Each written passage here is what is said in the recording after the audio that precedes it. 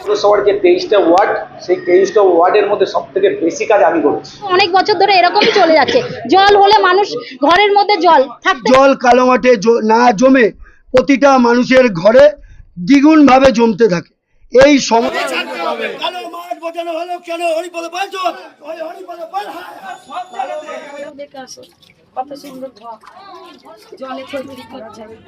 বৈদ্যবাটিতে তৃণমূল কাউন্সিলরের বাড়ি ঘিরে বিক্ষোভ, পরিষেবা দেয় না কাউন্সিলর। চাপে পড়ে বললেন পদত্যাগ করব। রাস্তা নেই, নিকাশি নেই, প্রতিবাদে বৈদ্যবাটি 20 নম্বর ওয়ার্ডের তৃণমূল কাউন্সিলর হরিপদ পালের বাড়ি ঘেরাও। চোর চোর স্লোগান বিজেপি কর্মীদের। 1 মাসের মধ্যে সমস্যার সমাধান না হলে পদত্যাগের আশ্বাস কাউন্সিলরের। বৈদ্যবাটি 20 নম্বর ওয়ার্ডের গোলাপবাগ নিচুমাঠ এলাকা দীর্ঘদিন ধরে নিকাশির বেহাল অবস্থা, সাধারণ বাসিন্দাদের ঘরে জল। অভিযোগ, বারবার কাউন্সিলরকে বলেও কোনো লাভ হয়নি, তাই অবশ্যই সে বিজেপি কর্মীদের নিয়ে কাউন্সিলরের বাড়ি ঘেরাও করে বিক্ষোভ স্থানীয়দের। কাউন্সিলরকে দেখে চোর স্লোগান বিজেপি কর্মীদের। দীর্ঘদিন ধরে জমে থাকা ক্ষোভ উগরে দেয় স্থানীয়রা। বারবার জানানো সত্ত্বেও কোনো লাভ হয়নি। স্থানীয় কাউন্সিলর সাধারণ বাসিন্দাদের কথা না ভেবে নিজের পকেট ভর্তিতে ব্যস্ত ছিল, অভিযোগ বিজেপি কর্মীদের। দীর্ঘক্ষণ কাউন্সিলরের বাড়ি ঘেরাও করে চলে স্লোগান। অবশেষে 1 মাসের মধ্যে সমস্যার সমাধান না হলে কাউন্সিলর পদ থেকে পদত্যাগ করবেন বলে জানান তিনি। যদিও পরের বিক্ষোভের রেশ বাড়তে দরজা আটকে ঘরের ভিতর চলে যান কাউন্সিলর। 48 ঘন্টার মধ্যে জল না নামলে আন্দোলনের কড়া হুঁশিয়ারি দেন বাসিন্দারা। রাজনৈতিক চক্রান্ত দাবি কাউন্সিলরের।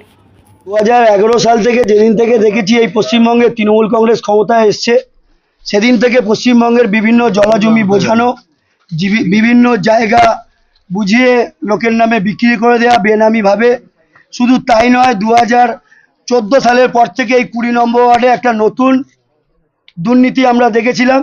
তৃণমূল আমল, সেই সময় এই ওয়ার্ডের কাউন্সিলর ছিল প্রভাস পোদ্দার।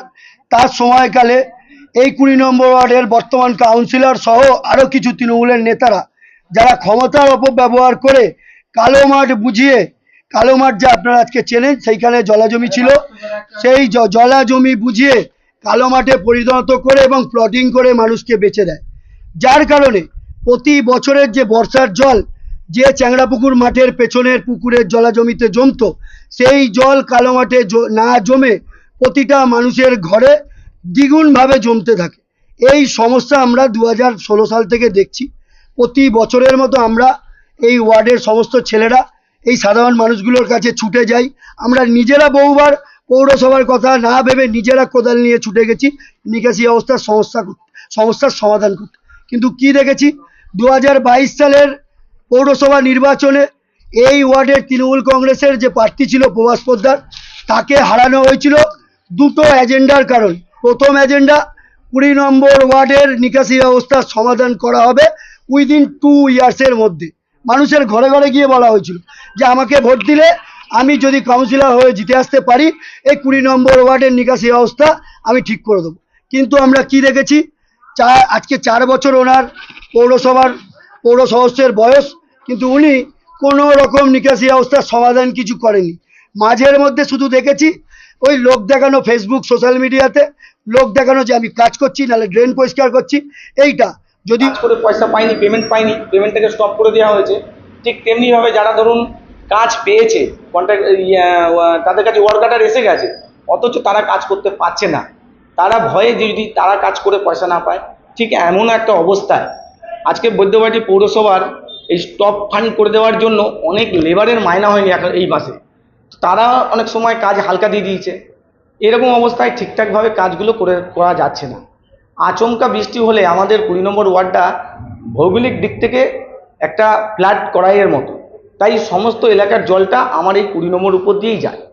তো অটোমেটিক একটা জোরে বৃষ্টি হয়েছে, সেই বৃষ্টির ফলে এলাকার কিছু জল জমে গেছে, সেটাকে নামতে টাইম না দিয়েই তারা বাড়ির সামনে এসে হুজ্জুতি করছে। এটা একটা বিজেপির চক্রান্ত, মানুষকে উদ্দেশ্য প্রণোদিতভাবে পরিকল্পনা করে মানুষকে বলে কয়ে উস্কে সাজিয়ে নিয়ে এসেছে।